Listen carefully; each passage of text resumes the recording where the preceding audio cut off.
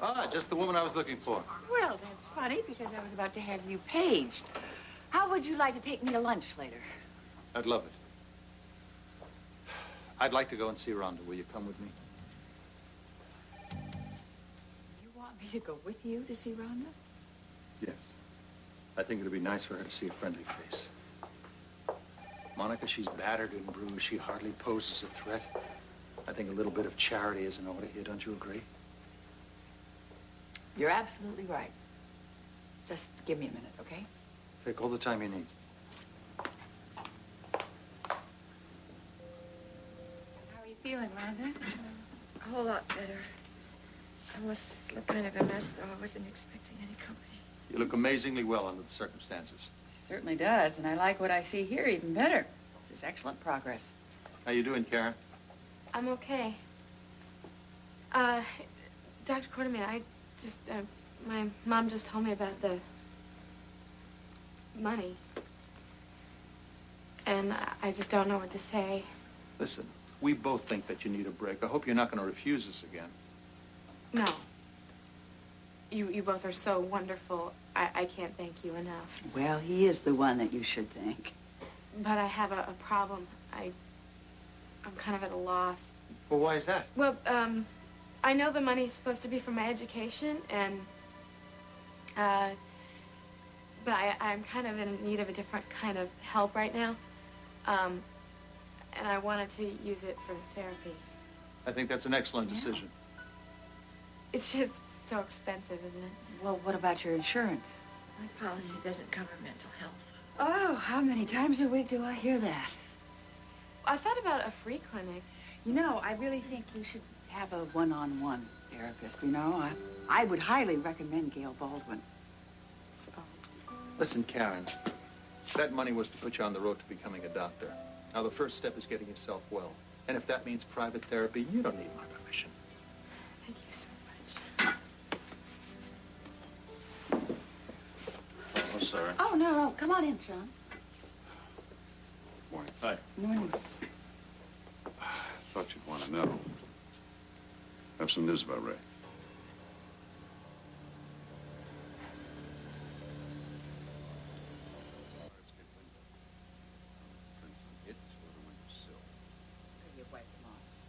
Maybe. What was he wearing that night?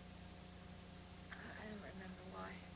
Because along with traces of blood on the windowsill, we also found some black-wool fibers. Black. I'm pretty sure it wasn't black. What else did you find? Oh, tire tracks from his truck in the alley. We figured he parked it there to avoid being seen going into the apartment, which shows premeditation on his part. But he went in there determined to commit violence. Now, as far as the truck itself is concerned, we found a palm print. That wasn't his. Well, that doesn't mean much. It could have been anybody, a passerby, somebody who parked next to him. You're right, Alan. We have no idea when that print was put there. What's really odd, though, is that we find no trace of Ray on any of the flights leaving the airport. And we tracked down most of the cash-paying customers, and so far they're legit. So what do you make of all this? I'm beginning to wonder if Ray ever left town. Oh, I don't need to hear this. Karen, I know he's doing his job, but I just can't deal with this. I'm sorry. I'm sorry.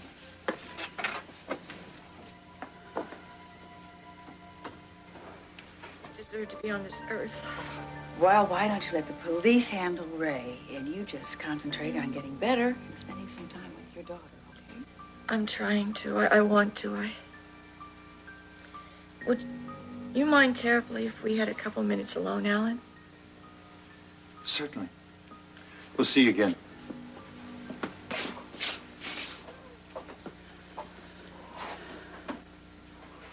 What did you want to say? I don't know how to thank you. Oh, come on. Let's not start handing out Nobel Prizes for medicine here. Although I cannot deny that you are very lucky to be alive. But you know, you helped. I mean, sometimes a doctor is only as good as her patient. If you hadn't wanted to live. But you did. You're a real fighter.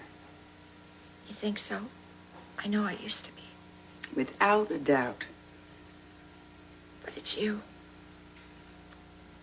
Considering you had a whole lot of reasons not to like me, you were very noble about it. Not being noble. It's doing my job. And I love that. I do.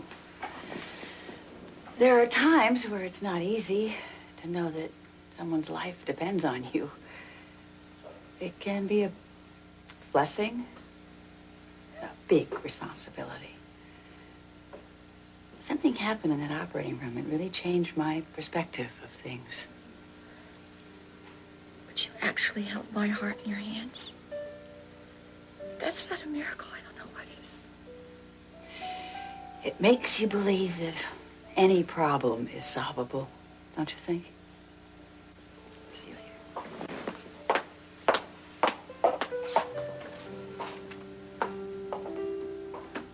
What was what all about? Rhonda, why did she want to see you alone? I'm her surgeon. She doesn't need a reason. What was so important that I had to leave the room? Male ego is so predictable. Hard as this may be, Ellen, it wasn't about you. Okay, then what was it about? I'm just curious. It was confidential. Just woman to woman. Pretty frightening, huh? I hate interrupting your meal. No. We're finished. What's on your mind? Alan, I'd like to ask you a few questions about Ray Conway. Of course, please sit down. Oh, thank you. As you know, I've been investigating his disappearance, and over the past few days, I've gathered that you and Rhonda Wexler are fairly good friends. Yes, we have been. Can you tell me about her relationship with Ray? Not very much. They dated a few years ago, and then I think that they lost touch after he left town. You know why he left town? I assume it was work-related. You know when he came back here to Port Charles? Several months ago, and then they started dating again, but it was on a platonic basis this time. Do you know if he ever hit her before? I know that she was hospitalized about 6 months ago. A man had beaten her. Could it have been Ray? No, he wasn't here then. Rhonda must be worried sick that Ray's going to turn up on her doorstep. I'll tell you something. If Ray was still here in town, we would have found him by now. So I think that our good friend, Mr. Conway, has successfully vanished without a trace. Well, if there's anything else that we can do. I'll let you know. Thank you for your time. Monica?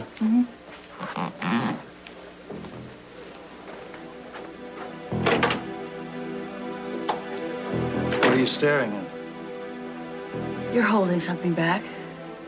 What is it?